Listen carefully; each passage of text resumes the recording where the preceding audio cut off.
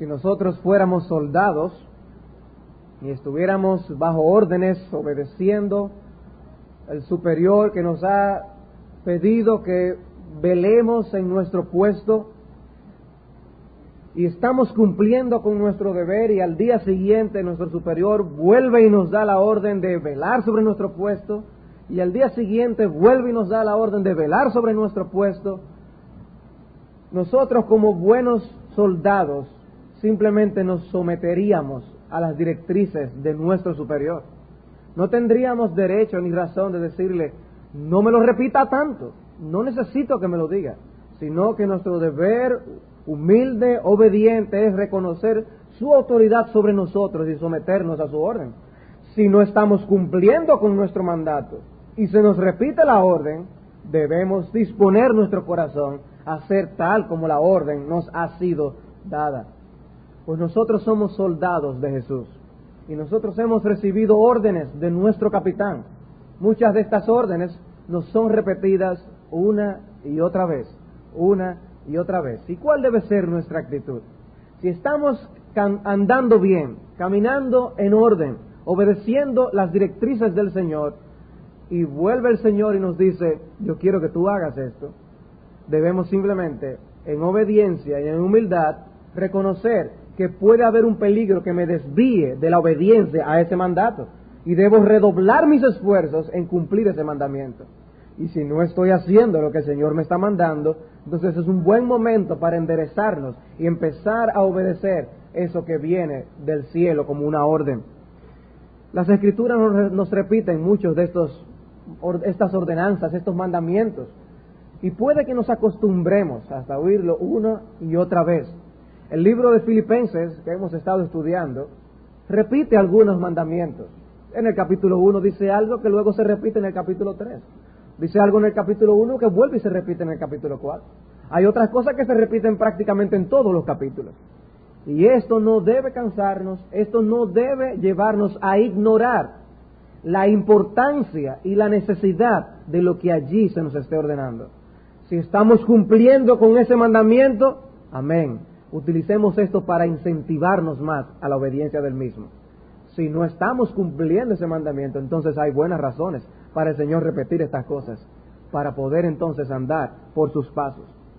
El mismo apóstol Pablo en Filipenses dice en el capítulo 3, versículo 1, a mí no me es molesto el escribiros las mismas cosas, y para vosotros es seguro. Dice, a mí no me es molesto tener que repetirle lo mismo y lo mismo. Recuerden que esto es una carta, es una epístola, el libro de Filipenses. Y en medio de esta carta, uno que lo está estudiando durante semanas y semanas, puede perder de vista que estas cosas se leyeron en un breve periodo de tiempo. Y lo que se leyó al inicio de la carta, vuelve y se repite al final. Estas personas ven a Pablo repitiendo una idea una y otra vez. Y lo dice en una carta y vuelve a enviar otra carta con el mismo énfasis. ¿Por qué tanto énfasis en repetir estas cosas? Porque son importantes. Son asuntos importantes que podemos descuidar, hacernos tan familiares con estas cosas, de nosotros perder de vista la trascendencia y la importancia de estas cosas. No me es molesto repetiros las mismas cosas. ¿Estás cumpliendo? Sigue siendo obediente. Ve la importancia que Dios le da a estas cosas. Uno de estos temas es el tema del gozo. El gozo se menciona varias veces en la epístola a los Filipenses. Menciona el gozo que Pablo tenía y luego menciona el gozo que nosotros debemos tener. Nos da mandamientos con respecto al gozo y vuelve y lo repite una y otra vez. En el caso particular, en el versículo 4 del capítulo 4, después ya de haber dicho que debemos gozarnos en el Señor en la epístola, dice, regocijaos en el Señor siempre. Y él dice, otra vez digo, regocijaos. Pablo, solamente debiste decirlo una sola vez. ¿Por qué dos veces? Porque es importante, hermanos, que este mandamiento, esta exhortación penetre y venga a formar parte de las fibras de nuestro ser. No ignoremos las ordenanzas de la palabra de Dios, ni nos acostumbremos a ellas. Y hoy estaremos estudiando una sección que también es repetida en otra ocasión en el mismo libro de Filipenses. Veremos el versículo 27 del capítulo 1 de Filipenses. Nuestro texto lee de la siguiente manera: solamente que os comportéis como es digno del Evangelio de Cristo, para que, o sea que vaya a veros o que esté ausente, oiga de vosotros que estáis firmes en un mismo espíritu, combatiendo unánimes por la fe del Evangelio. El tema de la unidad que empieza a mencionarse en este versículo y se repetirá en la epístola es un tema de trascendencia, y Pablo veía necesario exhortar a estos hermanos a permanecer unidos y en diferentes aspectos. En este versículo hay dos menciones a la unidad, de manera particular cuando dice firmes en un mismo espíritu, combatiendo unánimes. Dos menciones de la unidad en un solo versículo. También se menciona una idea que explicaremos en el contenido del verbo, solamente que os comportéis, que también se refleja en el capítulo 3, versículo 20, cuando dice más, nuestra ciudadanía está en los cielos. También hace referencia a la firmeza espiritual, dice, o sea que esté ausente, que vaya a veros o esté ausente, oiga de vosotros que estáis firmes, una exhortación a la firmeza. Y en el capítulo 4, versículo 1, exactamente lo mismo, estad así firmes en el Señor. ¿Por qué repetir una y otra vez estas cosas, hermanos? Son de suprema importancia, de suprema importancia. Hasta ahora, lo que hemos estudiado en el libro de Filipenses, hasta el versículo 26, nos da Pablo allí un reporte de su situación encarcelado en Roma. Él da un reporte de cuál es su vida de oración, qué cosas él ora y por las cuales da gracias, por qué cosas pide por los filipenses, y después da un reporte de su situación y del caso que le avecina, el juicio en el que se estaba aproximándose para él. Él no sabía el caso del veredicto, si iba a ser puesto en libertad, si se le iba a quitar la vida por causa del Señor, y él está dando un reporte personal. Pero a partir del versículo 27, Pablo va a dirigirse a los hermanos de la iglesia por medio de exhortaciones y mandamientos. Por medio de exhortaciones y mandamientos. Y es importante que nosotros veamos estos mandamientos y estas exhortaciones como que vienen de parte de nuestro capitán y que nos está diciendo a nosotros como sus soldados, esto es lo que ustedes tienen que hacer. Hermanos, reconozcamos el peligro de ver estas exhortaciones como si hubieran sido únicamente para los filipenses. Estas exhortaciones son para ti y estas exhortaciones son para mí. Había cosas que Pablo quería tratar de manera personal con los hermanos de la iglesia de Filipos, pero ante la posibilidad de que él no pudiera ir, había la posibilidad de que le quitaran la vida y no pudiera ir, o que hubiera una demora en el viaje y no pudiera estar presente prontamente con ellos. Él prefirió tratar algunos de estos aspectos por medio de la carta. Hay asuntos de importancia que no quiero que tomen curso, que se desencadenen en problemas peores, y vamos a tratar estas cosas, dice el apóstol Pablo. Dice, solamente que os comportéis. Esta es mi situación. Estoy en medio de esta dificultad. No se preocupen por mí. Si me quitan la vida, voy a la presencia del Señor. Si quedo, sigo ministrando la palabra de Dios. Solamente, si yo no estoy con ustedes, tengan claro algunas cosas. Y lo que va a decir en el versículo 27 es de suprema importancia. Si solamente voy a decir una cosa, si solamente quiero decir algo, esto es de lo que yo quiero decirles. Que os comportéis como es digno del Evangelio de Cristo, para que podáis estar firmes en un mismo espíritu, combatiendo unánimes por la fe del Evangelio. Estaremos viendo, dividiremos nuestro estudio en dos partes. En primer lugar, veremos el creyente y su responsabilidad de vivir piadosamente. El creyente y su responsabilidad de vivir piadosamente. Y en segundo lugar, el creyente y su necesidad de permanecer firme en el Evangelio. El creyente y su necesidad de permanecer firme en el Evangelio. La última sección del versículo 27, combatiendo unánimes por la fe del Evangelio, lo dejaremos para un estudio posterior. En primer lugar, entonces, el creyente y su responsabilidad de vivir piadosamente. El texto dice, solamente que os comportéis como es digno del Evangelio de Cristo. Y quiero llamar vuestra atención al hecho de que en el texto original nos encontramos con un verbo en modo imperativo. Compórtense de una manera digna del Evangelio de Cristo. Claramente Pablo está hablando aquí de un deber que está en manos del creyente. Tú tienes algo que hacer, yo tengo algo que hacer después de haber leído y conocido este versículo. Como resultado de leer este texto, el cristiano debe asumir una nueva responsabilidad que recae sobre sus hombros. ¿Y cuál es esta responsabilidad? Bueno, es una responsabilidad doble. La primera responsabilidad es el cristiano tiene la responsabilidad de vivir piadosamente por el destino al que se dirige. El cristiano tiene la responsabilidad de vivir piadosamente por el destino al que se dirige. Dice el texto: solamente que os comportéis como es digno del Evangelio de Cristo. ¿Y de dónde sacamos que allí se nos está exhortando a asumir la responsabilidad de vivir piadosamente por el destino al que nos dirigimos? La palabra comportarse, para referirse aquí a la conducta de los creyentes, no es la que normalmente se utiliza en el Nuevo Testamento. Varias veces se utiliza un vocablo que se traduce en nuestras Biblias manera de vivir, como en 1 de Pedro 1:15, que dice: sed también vosotros santos en toda vuestra manera de vivir. La palabra que Pablo usa en nuestro texto se puede traducir literalmente: vivir como un ciudadano. Vivir como un ciudadano. Es la misma raíz que se utiliza en el versículo 20 del capítulo 3 que les citaba anteriormente. Mas nuestra ciudadanía está en los cielos. Es esta misma palabra, de la misma raíz, que se encuentra en el versículo 27. Y por eso, la versión Reina Valera actualizada traduce el versículo de la siguiente forma: solamente procurad que vuestra conducta como ciudadanos sea digna del Evangelio de Cristo. Está tratando de enfocar el tema de una ciudadanía. Y lo que Pablo quiere recordarles es que ellos deben vivir y comportarse como ciudadanos del cielo. Y una paráfrasis del texto sugiere que la idea del texto es la siguiente.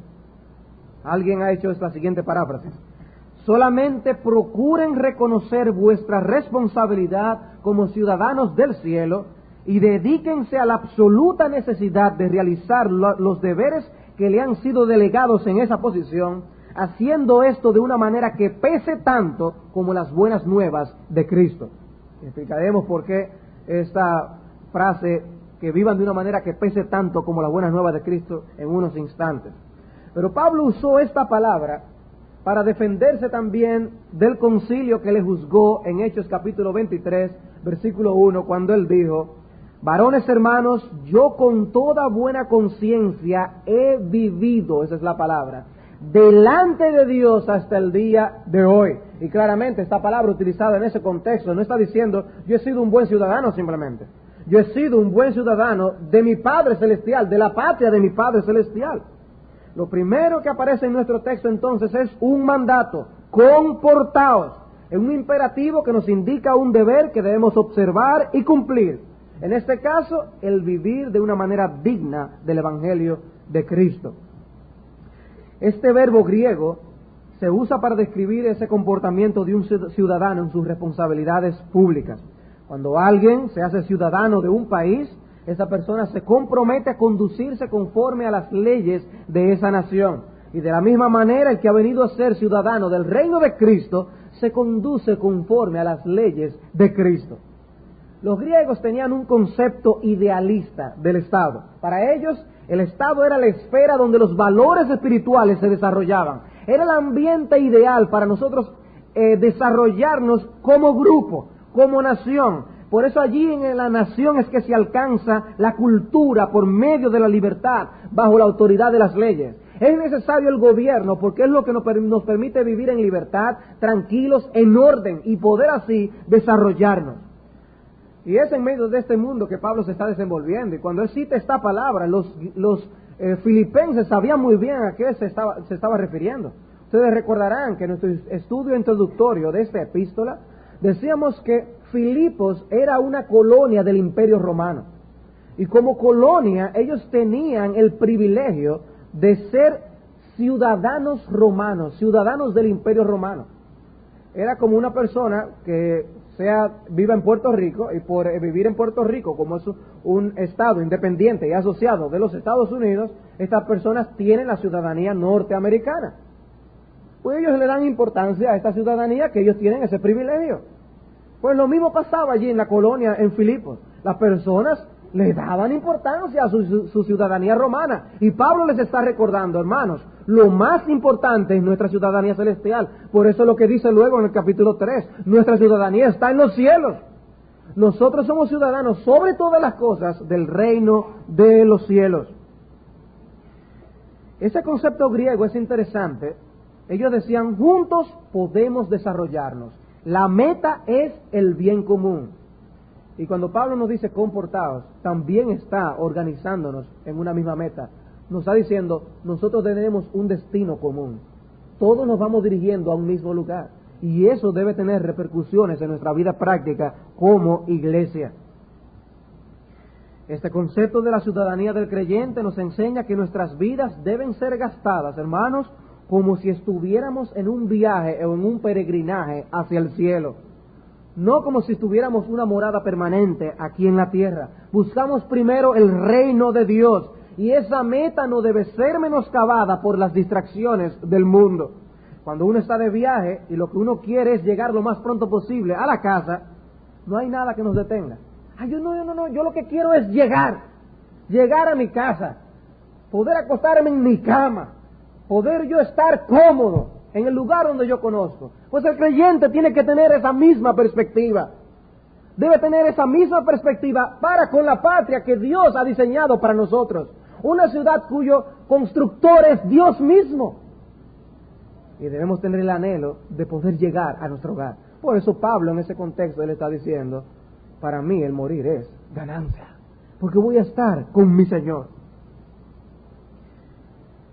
La exhortación de Pablo nos llama a dar cada paso en nuestra vida hacia el cielo, no alejándonos del cielo, comportándonos de una manera digna del Evangelio de Cristo, comportándonos como ciudadanos del reino que Dios tiene preparado para nosotros en los cielos.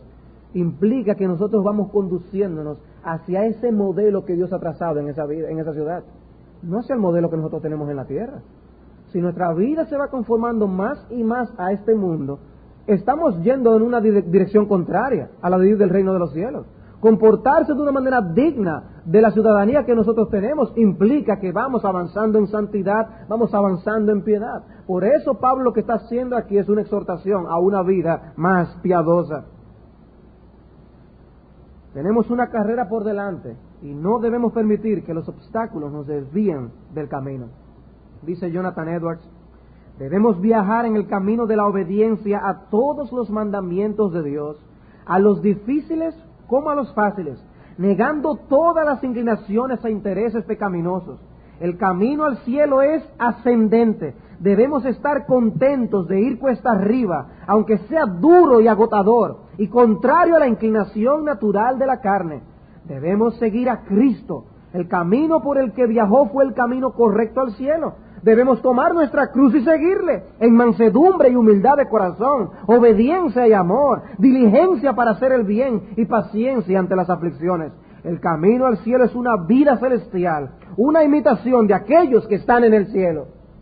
Hermanos, qué bueno que estudiamos la vida de John Newton. Qué bueno que estudiamos la vida de John Newton. Ven, estudiamos la vida de estos hombres. Después que este hombre se convirtió, vivió exclusivamente para la gloria del Señor Jesucristo. Vivió para el Señor. ¿Qué sermones predicó? ¿Cómo cuidó de su congregación? Y esas son las cosas. Él está en el cielo. Debemos vivir como Él vivió. Más aún, dice Jonathan Edwards, nuestro modelo ejemplar es Cristo. Y Él caminó hacia el cielo y nosotros debemos seguir por sus mismos pasos. Queremos ir al cielo, debemos vivir como Cristo vivió. Hermanos, tiene implicaciones que nosotros reconozcamos que no somos de este mundo. Hermanos, eso tiene implicaciones. Cuando un hombre está de viaje, lejos de su hogar y de su nación, todas las cosas pasan a estar subordinadas al motivo de ese viaje. Si lleva dinero para los gastos que ese viaje implica. Hermanos, nosotros estamos en este mundo. lo que tengamos, lo usamos solamente en lo que sea necesario para nosotros llegar al destino final en nuestro viaje, en nuestro peregrinaje. No hagamos de los aeropuertos de este mundo, no hagamos de las estaciones de trenes en este mundo nuestra morada permanente. Estamos aquí de paso. Estamos tomando los diferentes aviones, tomando los diferentes trenes, pero para dirigirnos a nuestro destino final. No nos entretengamos con los escaparates que hay en los aeropuertos y en las estaciones de trenes. Hermanos, este no es el lugar de nuestra morada. Nosotros no somos de aquí. Nuestra duración en este mundo es corta si la comparamos con lo que será nuestra morada eterna. Dios no tiene la intención de que este sea nuestro hogar. Por eso Cristo fue a preparar una morada para nosotros. Las cosas que Dios nos da son para nuestro descanso en medio del peregrinaje, no como una distracción de la meta final que nosotros tenemos. Y es lamentable ver a algunos supuestamente dirigiéndose hacia la Canaán celestial, queriendo, dicen ellos, ir al cielo, y sin embargo le vemos entretenidos con las cosas de este mundo, amándolas y valorándolas aún más de las cosas que su Padre Celestial les tiene en los cielos. ¿De dónde tú eres ciudadano? Precisamente por esto que Pablo podía decir, para mí el morir es ganancia. Porque es ganar las cosas que tenemos en el reino de los cielos. No son estas. A la hora de la muerte no iba a tener problemas para despedirse de las cosas que hay en este mundo. Es el apego de las cosas de este mundo lo que no te permite a ti decir lo mismo. ¿Es eso? ¿De qué país tú eres ciudadano? ¿De este o del venidero?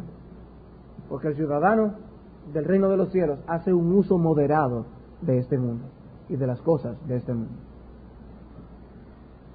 Sí, hermanos, el cristiano tiene la responsabilidad de vivir piadosamente por el destino al que se dirige.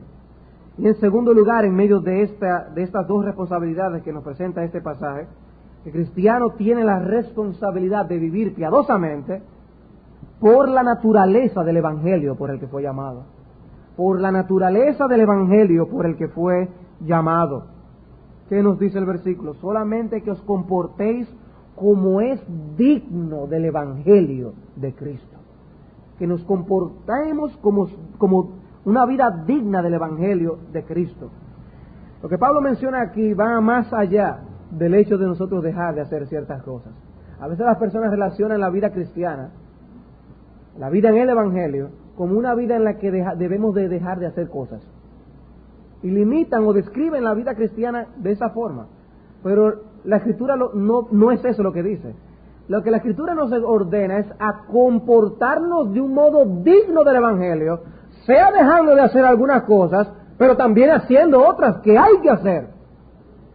Es el comportamiento digno del Evangelio de Cristo. Cito a Martin Lloyd Jones en este caso. No hay nada más foráneo a la enseñanza del Nuevo Testamento con respecto a la apelación cristiana por la ética y la conducta como la formulación de un catálogo de prohibiciones negativas. A veces pienso que no hay nada que cause un daño más triste al Evangelio que esas personas que dan la impresión de que la vida cristiana es simplemente una colección de prohibiciones, restricciones y frenos. Hay un elemento de verdad en esto, pero si damos la impresión de que tan solo somos personas que se refrenan de ciertas acciones, estamos siendo falsos a esta exhortación del apóstol. Y nuestros amados hermanos, no queremos que nadie se engañe, que por el simple hecho de hacer las cosas que supuestamente los evangélicos hacen, de dejar de hacer las cosas que los evangélicos dejan de hacer, ya estamos por el camino correcto. Hay un asunto del corazón y del alma involucrado. Dios apela a nuestra inteligencia y a nuestro razonamiento para entonces dirigir nuestra conducta. Él nos dice, ya que yo he hecho tanto con ustedes, entonces vivan de esta manera. Debemos vivir de un modo digno del Evangelio. Por tanto, a la luz de esa verdad, dice el Señor, hagan esto, hagan lo otro, dejen de hacer aquello. Dios no está interesado en la conducta aparte del corazón. Por eso abomina a aquellos que con sus labios le honran, que cumplen con los patrones externos que supuestamente cumplen las personas religiosas, mientras tienen su corazón alejado del Señor. El Señor no nos da una lista detallada de regulaciones y ya. No, Él nos da un principio y nos pide que lo apliquemos y lo vivamos. Él no nos dice simplemente que no robemos, sino que Él nos dice, a la luz de lo que yo he hecho por ti, ¿ves lo extremadamente serio que es mentir y robar?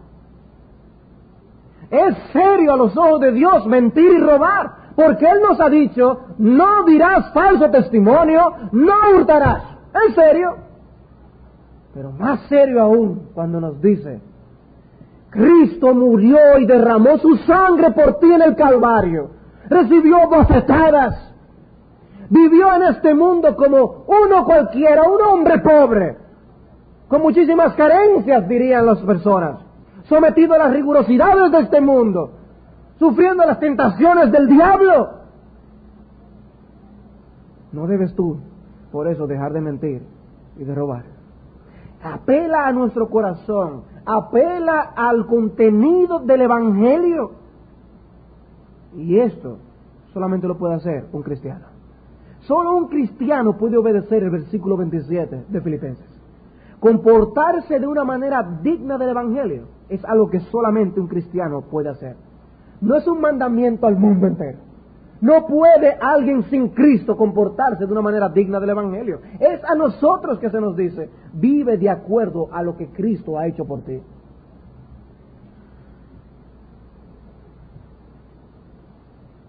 Si los filipenses se sometían obedientemente a seguir un modo de vivir digno del Evangelio, entonces se iban a destacar por su firmeza y por su unidad. Él lo va a decir eso más adelante. Pero él dice, anden de un modo digno del Evangelio. La palabra digno habla del verdadero peso o valor de algo. Es tener el mismo peso de algo del mismo valor. Ustedes recordarán, nosotros ahora compramos muchas cosas por el peso de las cosas. Si vamos al supermercado y compramos queso, jamón, eso se pesa y se vende por libra. Uno paga lo correspondiente al peso que tenga, eso tiene un valor. Por eso incluso las autoridades tienen que ir y chequear de vez en cuando a los supermercados los pesos que estén funcionando adecuadamente. Que lo que diga que está ahí, que hay una libra, sea una libra y no 3/4. Para que lo que yo esté pagando, que es de una libra, sea justamente lo que me están dando. Pues la idea es lo que está aquí involucrado. En aquella época, en el pasado, lo que habían eran diferentes pesos. ¿Qué es lo que tú quieres? ¿Una libra de harina? Ok. Entonces se buscaba algo que pesaba una libra, se ponía de un lado, se ponía la harina hasta que las cosas fueran balanceadas, entonces decía, ahí hay una libra. Pero con esos pesos se jugaban, por eso el libro de Proverbios condena a aquellos que tenían pesos falsos. No es algo digno del dinero que se está recibiendo. Pues la idea es similar en nuestro pasaje. Nosotros debemos tener una vida, un modo de vivir, una conducta que pese lo mismo, que sea digno de lo que el contenido del Evangelio nos dice. No debe pesar menos. Nuestra conducta no debe quedarse corta del peso balanceado con lo que el Evangelio implica. Sin embargo, la norma de lo que se dice que es alguien cristiano en el día de hoy, en el evangelicalismo moderno, es que las personas deben conformarse, pueden conformarse con vivir un 3% del peso del Evangelio. Lo que Pablo nos está diciendo, no debemos conformarnos con nada que se quede corto con la dignidad del Evangelio de Cristo. Si Cristo murió para hacernos santos y sin mancha, si Cristo murió para que podamos morir a nuestro orgullo, si Cristo murió para que nosotros podamos dar muerte a nuestra corrupción, entonces debemos vivir para estas cosas por las cuales Cristo murió. Esa es la idea detrás del término digno. Vemos cómo no podemos conformarnos con ninguna etapa a la que hayamos llegado en nuestra vida cristiana. Siempre debemos seguir hacia adelante. Hermanos, lo que hacemos y la manera en que vivimos deja mucho que decir acerca del Evangelio que creemos. Por ejemplo, ¿cómo puede el testimonio de un empleado afectar lo que las personas piensan del Evangelio? Libro de Tito, capítulo 2, versículo 9. Dice Pablo a Tito, exhorta a los siervos a que se sujeten a sus amos, que agraden en todo, que no sean respondones, no defraudando, sino mostrándose fieles en todo, para que en todo adornen la doctrina de Dios nuestro Salvador. Un empleado que profesa la fe, que no sea complaciente con su jefe, que contradiga a su superior o alguien que le hurte, no está adornando la doctrina de Dios nuestro Salvador. La forma en que vivimos, la imagen que proyectamos a los demás, puede adornar o envilecer la opinión que los incrédulos tienen del Evangelio. No podemos vivir como si no nos importara lo que los demás piensen. Debemos adornar el Evangelio. Oigan eso. A ustedes lo que les gustan adornar y la decoración. Así como le ponen algo que se ve bien, puede ser visto mucho mejor por algún toque que le den aquí o allá. Así mismo es con el Evangelio, hermanos. Nosotros tenemos la capacidad de adornar o envilecer el Evangelio de Cristo. Y esto sirve. ¿Y cómo puede un empleado adornar el Evangelio? Dice, haciendo esto. No hurtando, no contradiciendo a su jefe, a su superior, no siendo un respondón. Es una persona que haga eso, va a adornar el Evangelio de Cristo, para que en todo adornen el Evangelio de Cristo. Aquí en nuestro pasaje Pablo nos dice lo mismo, pero en otras palabras. Nuestra vida debe estar conforme a lo que el Evangelio predica. Cuando vivimos como si el poder del Evangelio nos ha transformado, cuando damos un testimonio que evidencia un amor desmedido por el reino de Cristo, te estamos diciendo, el Evangelio de Cristo nos ha arropado, ha hecho una obra que nos ha transformado. Cuando nosotros mostramos que nuestra ciudadanía está en el cielo, que amamos a Cristo y queremos estar con Él, las personas van a pensar ciertamente que esa es la obra que hace el Evangelio, transforma. Es una vida digna del Evangelio. Si no, las personas van a decir de nosotros lo mismo que le dijeron a Cristo en la cruz del Calvario: sálvate a ti mismo. A otro salvó, a sí mismo no se puede salvar.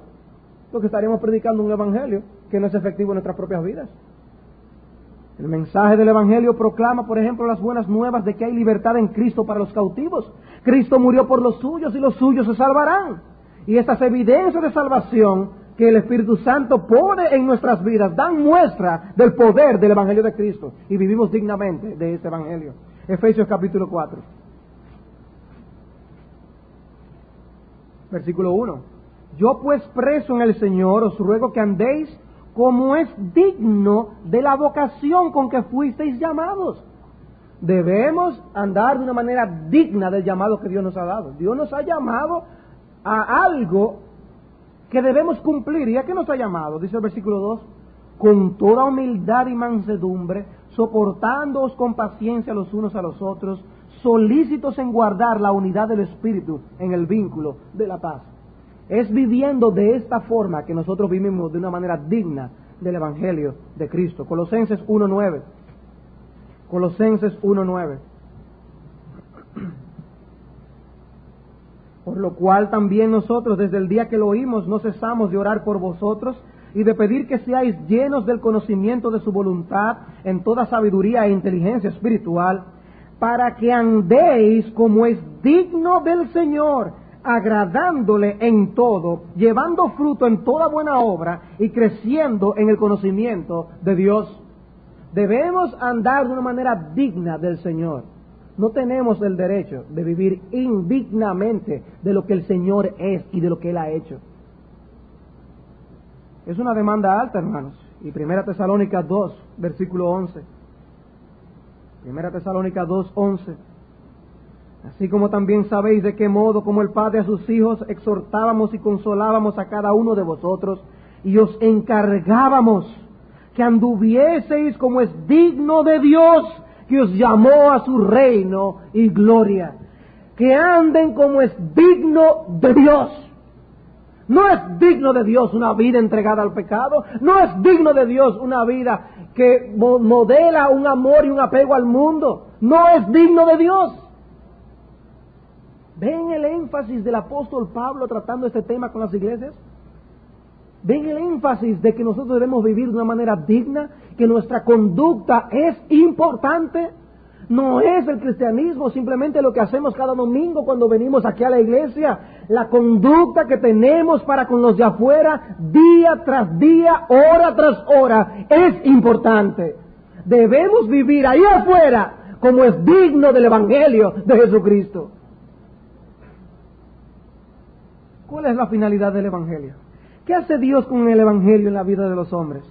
El Evangelio son las buenas noticias de la paz de Dios en base a la obra de Cristo. Es a través del Evangelio que Dios nos concede el privilegio de tener una relación espiritual con Él.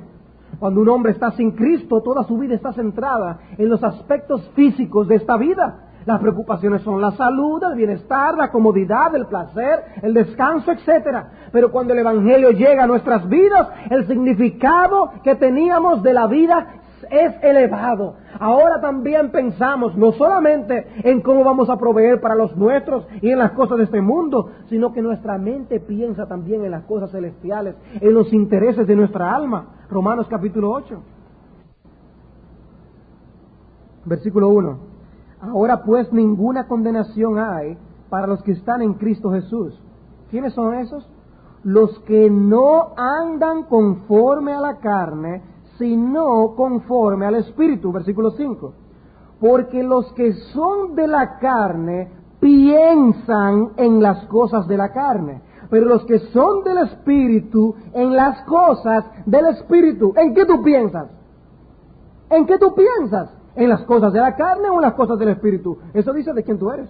Versículo 6. Porque el ocuparse de la carne es muerte, pero el ocuparse del Espíritu es vida y paz. Por cuanto la mente carnal es enemistad contra Dios, porque no se sujeta a la ley de Dios ni tampoco puede. Y los que viven según la carne no pueden agradar a Dios. Mas vosotros no vivís según la carne, sino según el Espíritu, si es que el Espíritu de Dios mora en vosotros. Y si alguno no tiene el Espíritu de Dios, de Cristo, no es de Él. Tú tienes el Espíritu de Cristo, bueno, tú vas a pensar en las cosas del Espíritu. Nuestra mente será una mente celestial. Tendremos pensamientos acerca de nuestra patria. Es como alguien que está lejos de su patria, de su nación, y piensa y añora. Son dominicanos que viven en Alaska, y crean que hay dominicanos viviendo en Alaska. ¿Ustedes no creen que ellos piensan en el mangucito que nosotros no podemos comer aquí? Piensan en esas cosas. Pues nosotros debemos tener pensamientos que nos llenan nuestro corazón de gozo y de ánimo por nuestra parte celestial. Tenemos que tener estos pensamientos. ¿Y qué hace el creyente? Piensa en las cosas del Espíritu. Cuando Cristo opera en nuestro corazón, eleva nuestra mente y nuestro corazón de solamente estar preocupándonos por las cosas de este mundo, a pasar ahora a estar preocupados por los intereses del reino de Cristo. Sí, yo sé que las personas siempre quieren saber si la obra de Dios en sus corazones ha sido realizada. El apóstol Pablo dice aquí que si tú eres de Cristo, tú vas a pensar en las cosas del Espíritu. Tú vas a pensar en las cosas de tu alma. Te vas a preocupar por las cosas del reino de Dios. ¿Te preocupas tú? ¿Te interesa tú en esas cosas? ¿Te interesas? El creyente hace todas las cosas pensando en su alma. La parte espiritual de la constitución en el incrédulo no es tomada en cuenta en la toma de decisiones. Y cuando el creyente pierde de perspectiva el aspecto espiritual de todas sus actividades, entonces cae en patrones de conducta indignos del Evangelio. Para nosotros vivir dignamente del Evangelio de Cristo, debemos tener una perspectiva celestial de la vida. No hay otra forma. Un creyente no puede darse el lujo de tener compañerismo íntimo con cualquiera, porque eso tarde o temprano, de una manera u otra, va a afectar el alma. Y el Señor providencialmente quería que compartiéramos 1 Corintios capítulo 15, versículo 33, tanto en la escuela dominical como ahora. No erréis, las malas conversaciones corrompen las buenas costumbres. No solamente en un joven que no ha hecho profesión de fe, como el caso de John Newton, desviado por sus amigos a olvidar la instrucción y la enseñanza de su madre, sino que Pablo estaba diciendo esto a los creyentes en una iglesia. Hermanos, no se equivoquen, las malas compañías, las malas conversaciones corrompen las buenas costumbres. ¿Cuál es el círculo de tus amistades? ¿Con qué tú te codeas normalmente? ¿Cuál es el tema de tu conversación? ¿Qué es lo que está allí en tu mente a la hora de que tú estás hablando con las personas? No se equivoquen, dice Pablo. Si tú piensas que eres fuerte como para no ser afectado por esto, no se equivoquen, no erréis. Estás siendo corrompido en tu ser interior. No es posible pasar el día hablando vanidades con alguien sin que eso deje marcas espirituales en nosotros. Y si no podemos ver esos efectos, eso se debe a que nos hemos hecho insensibles a esa corrupción espiritual que ha ocurrido ya en nuestras almas. No al hecho de que la palabra de Dios se haya equivocado. Porque mientras Dios sea Dios, será cierto que las malas conversaciones corrompen las buenas costumbres. En todas las cosas los intereses del alma deben estar primero. ¿Cuál es la razón por la que muchos se llaman a sí mismos cristianos y viven de una manera indigna del Evangelio? ¿No es precisamente el hecho de que han relegado a un segundo plano los intereses de su alma? Si esa persona notara todo lo que hace, todo lo que piensa, todo lo que habla, todo lo que siente en 24 horas, quedaría plenamente evidenciado cuál es el verdadero estado de su corazón.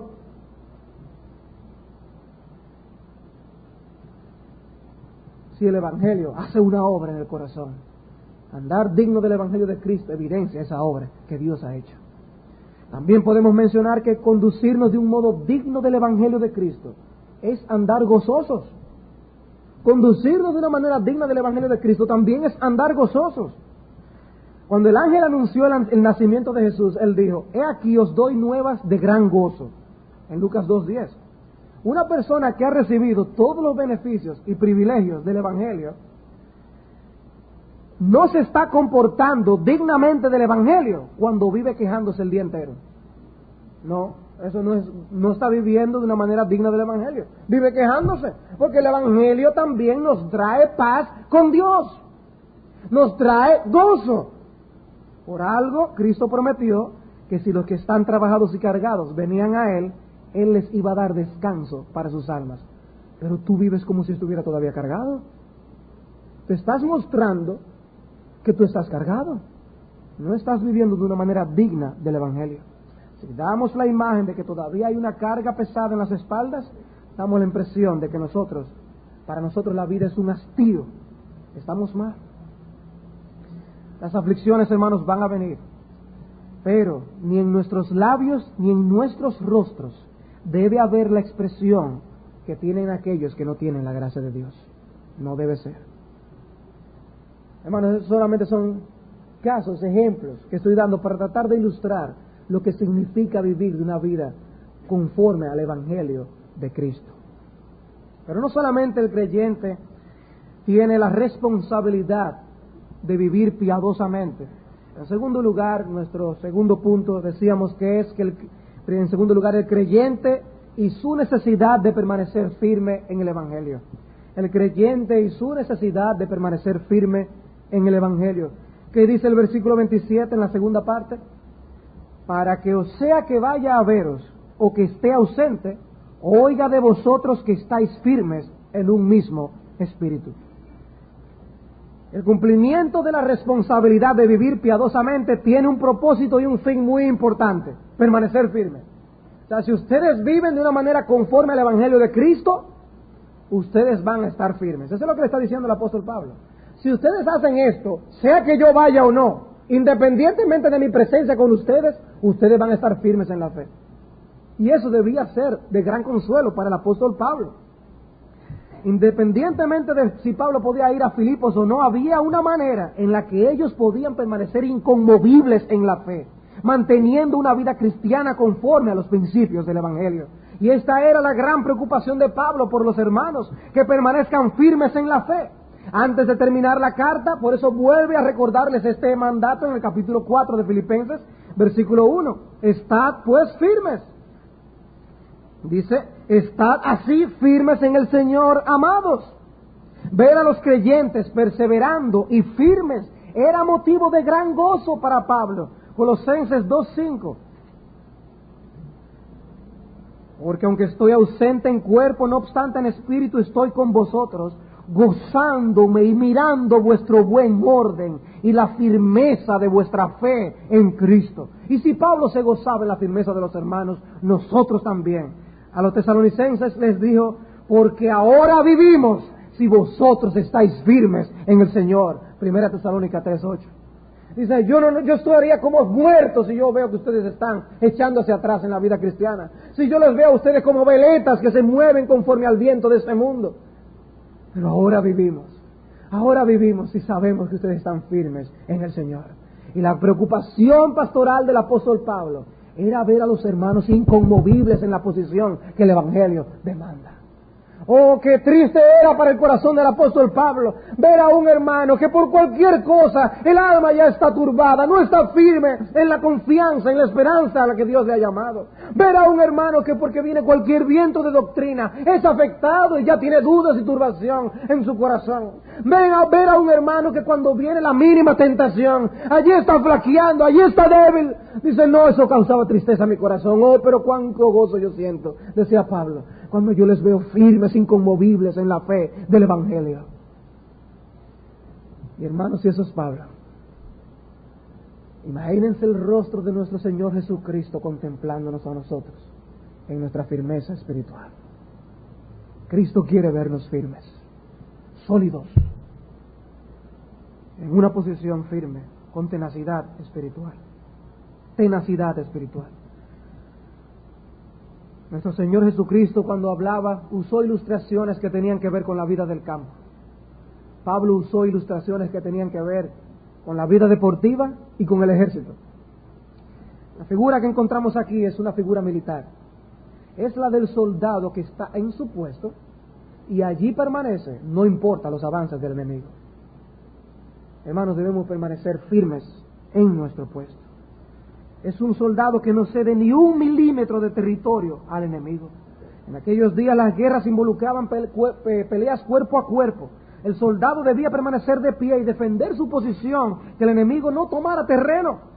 Pablo entonces, sabiendo que el cristiano está en una batalla fiera contra huestes espirituales, les exhorta a mantener con firmeza el territorio que ya ha sido conquistado y no permitir que el enemigo lo ocupe de nuevo, no importa lo fiera que sea la batalla.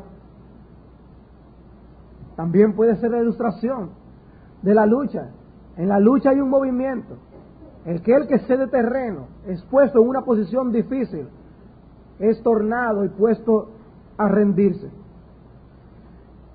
Puede ser cualquiera de estas dos cosas, una figura militar, una figura atlética. ¿Somos nosotros buenos soldados de Jesucristo?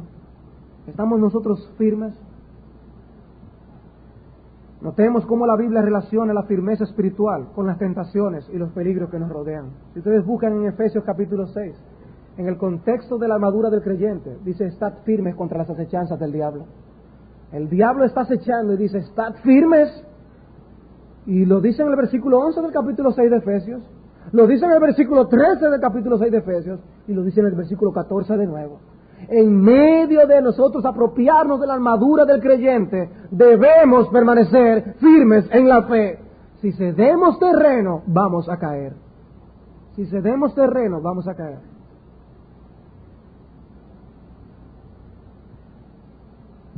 ¿Qué pasaría con un soldado en una guerra si cede al sueño o si se confía demasiado? Difícilmente podría conservar su vida. Difícilmente podría conservar su vida. Pues nosotros también, hermanos, como cristianos, no tenemos otra opción que esforzarnos por mantenernos en nuestros puestos y en guardia. El que piensa estar firme, mire que no caiga. Es una insensatez para un soldado quitarse del lugar de las trincheras donde él está cubierto y salir y presentar su cuerpo al enemigo. Es una insensatez. Pero hermanos, es mucho más insensato cuando nosotros espiritualmente salimos de las trincheras espirituales y nos exponemos al enemigo de nuestras almas. Qué estúpido sería ese soldado, qué estúpido. Mi hermano, y no sería la misma estupidez la que cometeríamos nosotros si descuidamos nuestras almas y no estamos firmes en el Señor. Algunos se han estado deslizando aquí y allá, y por eso vienen las consecuencias que vienen a vuestras vidas. En el contexto en el que Pablo dice, el que piensa estar firme, mire que no caiga, es un contexto de libertad cristiana. Tanto en el capítulo 8 y 9, como en el capítulo 10 después de este versículo. Pablo está refiriéndose a la libertad cristiana. El que piensa estar firme, mire que no caiga en el ejercicio de su libertad cristiana. Hermanos, cuidemos cómo usamos nuestra libertad cristiana.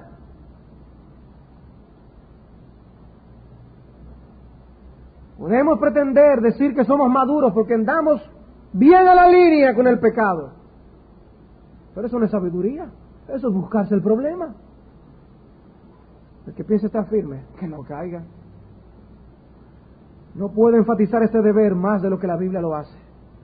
1 Corintios 15, 58. 1 Corintios 15, 58. Así que, hermanos míos amados, estad firmes y constantes, creciendo en la obra del Señor siempre, sabiendo que vuestro trabajo en el Señor no es en vano. Hermanos, ¿por qué comenzaba yo diciéndoles que cuando a nosotros se nos repite una orden una y otra vez, sea que lo estamos cumpliendo o no, debemos disponernos de corazón a obedecerla? Porque la Biblia nos exhorta una y otra vez, Dios nos dice en su palabra, estad firmes. Y debemos salir con nuestros corazones sellados con la palabra de Dios, determinados a permanecer firmes en nuestros puestos, inconmovibles, con el viento con lo que el mundo nos enfrenta, con los vientos con lo que el diablo nos enfrenta, con las oposiciones que encontramos de los enemigos de Cristo, inconmovibles y firmes. Estad firmes. Dios mismo nos dice en la palabra, estad firmes. O si Dios viniera y se te apareciera al lado de ti y te dijera, está firme, ¿con qué seriedad lo tomarías? Esto es lo que la palabra de Dios está diciendo a tu corazón. Permanece firme, inconmovible en tu posición como un soldado de Jesucristo. Pero algunos han abandonado sus puestos y se han rendido, han dado las espaldas, han dicho como aquel boxeador, ¡no más!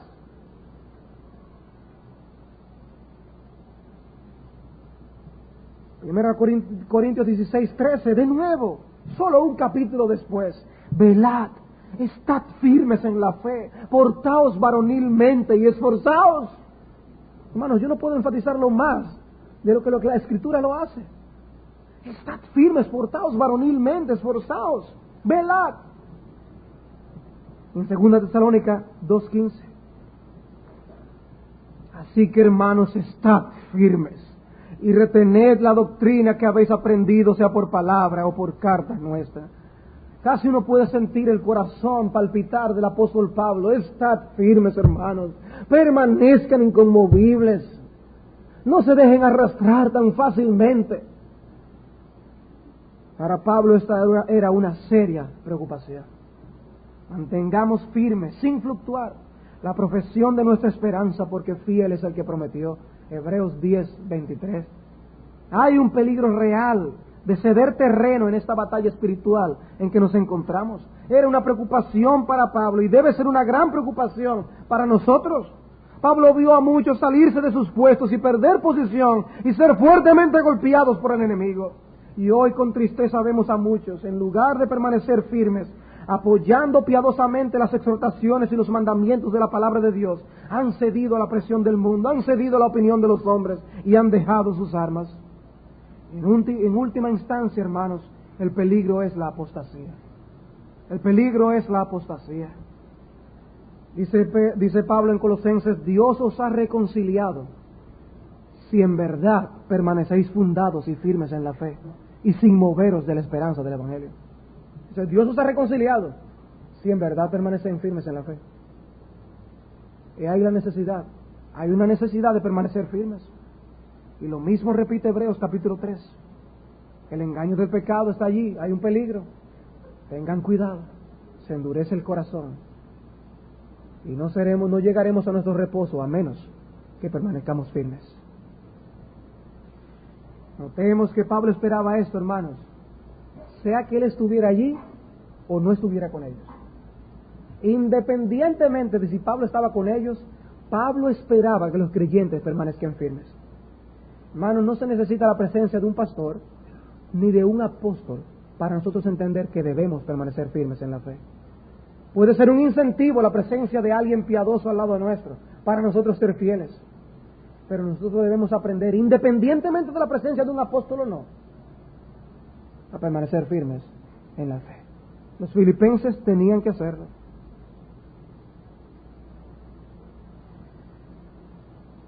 y brevemente, el versículo dice en Filipenses que nosotros debemos permanecer firmes en un mismo espíritu, en un mismo espíritu. Y vamos a mencionar algo más de esto en la próxima ocasión, porque también dice después, combatiendo unánimes. Esto es un asunto para hacerlos en un mismo espíritu. Y hermanos, nosotros debemos armonizar la nota que todos estamos tocando en esta iglesia para estar todos sintonizados. Todos debemos estar bien afinados. Hermanos, no es lo ideal, no es el plan de Dios que cada cabeza tenga una visión diferente acerca de la vida cristiana. Debemos unificar nuestra mentalidad acerca de la vida cristiana. No es que aquel cristiano vive su vida cristiana de un modo y aquel otro tiene su manera de aplicarla de otro. Es que todos debemos andar de una manera digna del Evangelio de Cristo. Y todos debemos esforzarnos por cantar al unísono. Cantar al unísono. Qué feo se oye un coro. Si alguien entra por un lado y después el otro entra, tarde. O si está cantando con una nota que desafina, es horrible. Pues así mismo las personas ven la disonancia que hay cuando vivimos con patrones de vida diferentes. Hermano, es triste. Es triste que se diga de cualquier iglesia. Bueno, yo ciertamente veo que tú vives como un cristiano, pero ahí yo conozco a otro de esa misma iglesia que como que... ¿Es verdad que eso es triste? Hermanos, eso no debe decirse nunca de nosotros. No debe decirse nunca. Si alguien está cantando al lado de otro, los dos se pueden acoplar para cantar juntos. Hermanos, en esta cantata de la vida espiritual de nuestra iglesia, vamos a armonizar a la luz de la palabra de Dios cómo es que nosotros debemos conducirnos. ¿Y cómo nosotros podemos armonizarnos? Viviendo conforme a las enseñanzas que se enseñan desde este púlpito, hermanos. Nosotros hemos oído sermones tras sermones, tras sermones, tras sermones, y qué bueno es ver estos sermones siendo aplicados en la vida de la iglesia. Ver algunas familias ya implementando sus devocionales familiares. Ver esposas contentas porque los esposos han empezado a cambiar y viceversa. Eso es bueno. Pero cuando hay otros que no toman el ministerio de la palabra de esa misma forma, ahí hay disonancia. Ahí no estamos firmes en un mismo espíritu. A modo de aplicación, hermanos, dos aplicaciones. En primer lugar, examinemos bien el estatus de nuestra ciudadanía celestial. Examinemos bien el estatus de nuestra ciudadanía celestial. ¿De qué le sirve a una persona empeñarse en decir que es ciudadano de los Estados Unidos si no tiene absolutamente ningún documento que lo demuestre? ¿De qué le sirve? El individuo podrá ser amigo de americanos, podrá conocer la historia norteamericana, pero eso no le hace americano. Y si se presenta el momento de reclamar algún beneficio, su empeño no le va a servir absolutamente de nada. Y lo mismo pasa con el Evangelio. Hay una ciudadanía terrenal y una ciudadanía celestial. Muchos hay que se conforman con decir que son ciudadanos de la Jerusalén celestial. Sin embargo, sus papeles no están en regla. Las evidencias de ciudadanía no están ahí. Podrán haber dicho 1,000,000 de veces que son cristianos, pero no tienen el comportamiento de un ciudadano de Sión. No hay una mentalidad celestial. La palabra de Dios nos enseña que los creyentes somos extranjeros y peregrinos en la tierra. Y esto es así porque somos ciudadanos del cielo. Y así como un peregrino piensa en su tierra y en ver a los suyos, así como habla de su hogar y va dirigiéndose hacia allá, el cristiano ve este mundo no como su hogar, sino como una tienda, algo pasajero. Cristo nos dice, el mundo los aborreció porque no son del mundo, como tampoco yo soy del mundo. El creyente no es de este mundo, como Cristo tampoco lo es. Si fuerais del mundo, el mundo amaría lo suyo. Pero por cuanto no sois del mundo, antes yo os elegí del mundo, por eso el mundo os aborrece. Así como hay personas que piden a sus familiares para que se hagan ciudadanos, Cristo nos eligió precisamente para que dejáramos de ser de este mundo. Él nos ha pedido también, nos pidió para que pasáramos a ser de otra patria. Y eso tiene implicaciones prácticas. Por eso Pedro nos exhorta, amados, yo os ruego como extranjeros y peregrinos que os abstengáis de los deseos carnales que batallan contra el alma. No somos de aquí. Estos deseos carnales de este mundo no deben satisfacer nuestra ciudadanía. No. La satisfacción de los deseos carnales es incompatible con ser ciudadanos del cielo. No nos conducimos como patriotas celestiales cuando la satisfacción de nuestros deseos es una de las metas primarias de nuestra vida. Sería como cometer traición a la patria. Y no hay cosas más severas que se castiguen como la traición a una nación. Debería causarnos gran vergüenza traicionar los intereses de nuestra patria y menospreciar el gobierno sabio y amoroso de nuestro rey y soberano. Hay personas que se enorgullecen con su lema en su vida política: lo que diga fulano. Y no deberíamos nosotros, hermanos, decir con mucho más celo y determinación que estamos comprometidos con lo que diga el Señor. El modo de hablar de las personas delata muchas veces su nacionalidad. Reconocemos por el vestir de algunos que son de determinado país.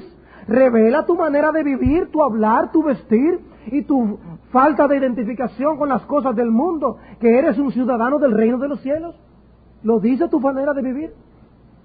O se diría más bien que hablas tan bien el idioma de este mundo y te ves tan parecido a la manera en que se visten los mundanos que cualquiera te confundiría con uno de ellos. Juan Bunyan capta ese aspecto magistralmente en El progreso del peregrino, cuando narra el paso de cristiano y fiel por la feria de la vanidad. Él dice: por esta feria era menester que los cristianos pasasen, y efectivamente así lo hicieron. Pero apenas se apercibieron de ello, toda la gente y la población misma se conmovió, y hubo un alboroto por su causa. Y voy a contar las razones de esto. Siendo el vestido de los peregrinos muy diferente del que los que comerciaban en aquella feria, la gente no se cansaba de mirarlos. Unos decían que eran tontos, otros que estaban locos, otros que eran extranjeros. Dice Bunyan: el cristiano viste de una manera diferente. Y los de la feria de la vanidad se dan cuenta. Y eso era en la época de los puritanos. Imagínense ahora. Y si muchos se maravillaban de sus vestidos, no menos se asombraban de su hablar, porque eran pocos los que podían entenderlo. Naturalmente hablaban el idioma de Canaán, y la gente de la feria hablaba el de este mundo, así que de un lado a otro de la feria parecían bárbaros los unos a los otros. Lo que hablamos, nuestros temas de conversación, lo que deleita nuestra alma en nuestro hablar, es diferente a lo que deleita a las personas de este mundo, es distinto. Y en tercer lugar dice él: pero lo que más asombró a los traficantes era que estos peregrinos hacían muy poco caso de sus mercancías. No tenían amor por las cosas de este mundo, ni aún se tomaban siquiera la molestia de mirarlas. Y si se les llamaba a comprar, tapándose los oídos, exclamaban: aparta mis ojos para que no vean la vanidad. Y miraban hacia arriba, como dando a entender que sus negocios estaban en el cielo. Hermanos, nosotros debemos vivir como Abraham, como aquellos de Hebreos 11, que vivían como extranjeros y peregrinos en esta tierra, porque buscaban una patria celestial. ¿De dónde tú eres? ¿De dónde eres? De Richard Baxter se dice que fue un puritano enfermo crónicamente, tuberculoso desde la adolescencia, sufriendo constantemente de dispepsia, piedras en los riñones, dolores de cabeza, dolores de muelas, hinchazón y sangrado en las piernas y otros problemas. Todo antes de que se inventaran los calmantes. Y sin embargo fue un hombre que trabajó para Cristo con gran celo y energía, siempre dispuesto. Cuando tenía 45 años de edad, ya el pueblo de Kidderminster, donde él trabajaba, había sido evangelizado por completo. 2,000 adultos más los niños. Cuando fue expulsado junto a otros peregrinos puritanos y no podía ejercer el pastorado, se dedicó a escribir. Y los que conocen sus obras saben lo prolífico que fue, uno de los puritanos más prolíficos. Y hermanos, nos preguntamos: ¿y qué es lo que le hacía a este hombre vivir de esa manera? ¿Qué es lo que hacía la diferencia? En su libro El reposo eterno de los santos, él nos da la clave. Él dice que desde que tenía 30 años de edad, practicó el hábito de meditar por media hora cada día en la vida venidera. Media hora cada día meditando en el cielo. ¿Qué pasó? Su corazón se apegó a las cosas del reino de los cielos. Y bueno es que sepan, aquellos que están entre nosotros sin Cristo, que si la vida de un hombre no va camino al cielo por cuanto es ciudadano del cielo, entonces no hay otro destino que esa persona va camino al infierno. Todo hombre, después que haya pasado su vida en esta tierra, pasa a uno de dos lugares. Uno es el cielo, el otro es el infierno, a donde corre la mayoría. Uno de estos dos destinos será el tuyo. Y si andas sin Cristo en esta vida, no vas al cielo. Tienes el boleto equivocado. Finalmente quiero concluir con la última aplicación. Considera la vulnerabilidad a la que estamos expuestos como cristianos. Considera la vulnerabilidad a la que estamos expuestos como cristianos y procura permanecer firme en todo hasta el fin. ¿Por qué el Señor nos dejó tantas instrucciones sobre la firmeza espiritual? Hermanos, porque somos muy vulnerables. Somos muy vulnerables. Estamos en medio del territorio enemigo. Nuestra carne nos debilita. El mundo nos afecta. Podemos claudicar si dependemos de nuestras fuerzas. Estar cerca del borde del pecado y acercarnos a un hilo de distancia de la tentación no es señal de madurez, es señal de orgullo y de ingenuidad. Porque el que tal hace piensa que tiene suficiente sabiduría para manejar las cosas o suficiente fuerza para vencer. Cuando Cristo pasó por este mundo, Él no anduvo de esa manera. ¿Y cómo debemos andar nosotros, hermanos? Debemos cuidarnos. El último personaje que Bunyan presenta en su libro El progreso del peregrino, entrando al cielo, es firmeza. Firmeza. Y allí presenta qué fue lo que hizo que firmeza perseverara hasta el fin. Y habiendo hecho referencia a Dios, a dos que se habían quedado durmiendo en el camino, descuidado y demasiado atrevido, uno que es descuidado en su vida cristiana y el otro que es demasiado atrevido, él pasa a narrar algo que le sucedió. Mientras andaba entregado a tales reflexiones, se me presentó una mujer, graciosamente ataviada, que me ofreció 3 cosas, es decir, su persona, su bolsa y su lecho. La rechacé 1 y 2 veces, pero no hizo caso de mis negativas y sonreía. Entonces comencé a enfadarme, pero eso no le importaba nada. Volvió a hacerme ofrecimientos y dijo que si quería dejarme gobernar por ella, me daría honra y felicidad, porque dijo, soy dueña del mundo y por mi mediación los hombres son felices. No dejaba de perseguirme con sus seducciones. En este trance me eché de rodillas y alzadas las manos, elevé fervorosas oraciones a aquel que nos ha prometido su auxilio. La mujer acababa de marcharse cuando llegasteis, y yo, viéndome salvado de este gran peligro, seguí dando gracias por ello. Oh, qué ventura que haya yo podido resistir a ella. ¿Quién sabe dónde me hubiera arrastrado? ¿Qué hay allí?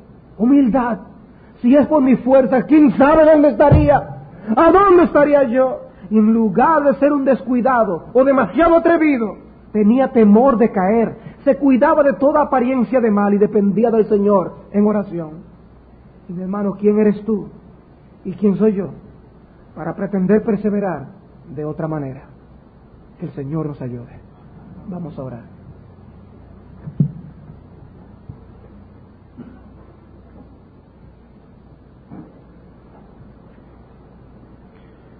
Señor,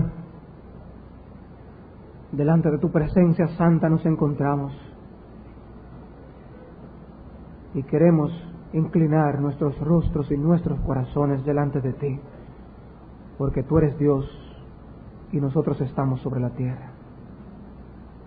Señor, es nuestra oración que las cosas que hemos visto de tu palabra lo tomemos ciertamente como lo que es palabra de Dios. Señor, que no seamos culpables de menospreciar las palabras del Dios Altísimo. Fortalécenos, te rogamos, porque en nosotros no hay fuerzas para andar de una manera digna del Evangelio y para nosotros permanecer firmes en la fe. A ti oramos, oh Dios, ayúdanos. Y tráenos, Señor, esta tarde, habiendo meditado en estas cosas, y enséñanos a esperar en ti. Te lo pedimos en el nombre de Jesús. Amén.